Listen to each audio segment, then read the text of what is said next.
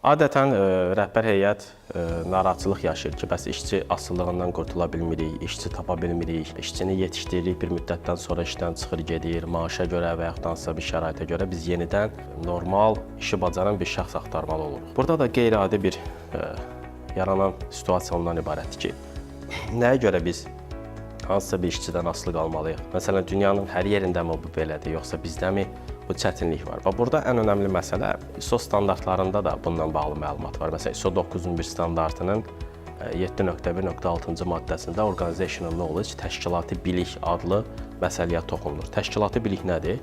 Şirkətin daxilində olan prosesləri biz sənədləşdirib bir nizam-intizamlı bir formatda qeydiyyatına apararsaq, hansı işçi hansı işi görür, o işi necə icra eləyir, icra eləyəndə nələrə diqqət edir, ümumiyyətlə bizim bu işləri icrası zamanı hansı tipli nöqsanlarımız olub, aradan qaldırmaq üçün hansı addımlar atılıb, onların effektivliyi nədən ibarət olub. Bax, bunları detallı şəkildə bir prosedur və sənəd halına, video halına, səs qeydi halına sala bilsək, o zaman bizim işçi asıllığımız məsələmiz olmaz.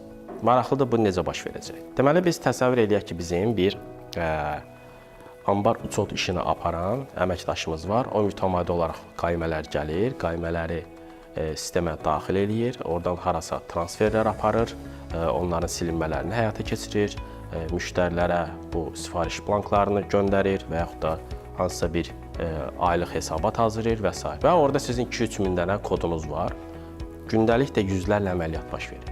Və bu qədər işin içində sizin özünüzə məxsus olan bu proqramda aparılan məsələdə əlbəttə ki, siz kənardan tam o işi bilən adam tapa bilməyəcəksiniz. Çünki hərə başqa-başqa şirkətlərdə, başqa proqramda, başqa prosedurla işləyibdir. Yəni, eynisini tapma şansınız çox azdır.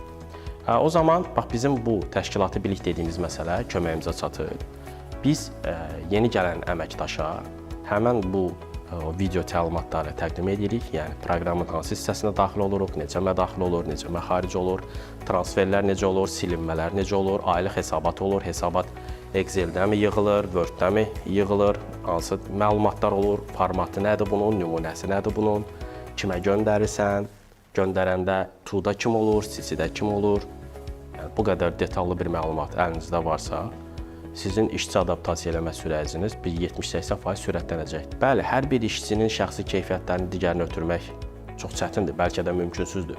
Birindəki məsuliyyət, birindəki IQ-nun yüksək olmağı, məntiqi, sürətli düşünmə qabiliyyəti siz videonu ötürə bilməzsiniz. Amma ancaq bu tip qabiliyyətlərə məxsus olan istənilən bir adamı çox qısa dönəm ərzində o prosesi adaptasiya edə bilirsiniz. Həmin formatı verirsiniz o yoldaşa və işin gedişatında lazım olduqca açır, ora baxır, ona uyğun da hərəkətini davam etdirir. Yoxsa o, başqa gəldiyi şirkətdən öz təxəyyülünü ora sərgiləsin, o çıxsın, getsin, başqa biri gəlsin, fərqli cür kodlar açsın. Bu birisi mədaxili aparıb məxarici aparmasın, o birisi hesabatları WhatsApp-da səslə göndərsin. O zaman nə olacaq? Böyük bir xaos olacaq. Yəni, hər gələn, təsəvvür edin ki, bir yemək bişir, hər gələn bir duz atır. Gör, nə qədər xoşa gəlməz bir hal yaranar. Eyni elə də bu şirkətdə belədir. Bəzən baxırlar ki, şirkətdə hər dəfə ambarda kod açan adam hərə öz düşüncəsinə görə, öz belə deyək, savadına görə ad yazıb, biri udilnitel yazıb, biri udilinitel yazıb, biri uliniditel yazıb. Yüzlərlə fərqli ambarda məhsul var. Bu, axı belə olmamalıydı. Konkret bir siyahı, standart, kodun açılma formatı, kodu açanın bir nəfər olması və müəyyən standart və meyarlar əsasına aparması lazım idi.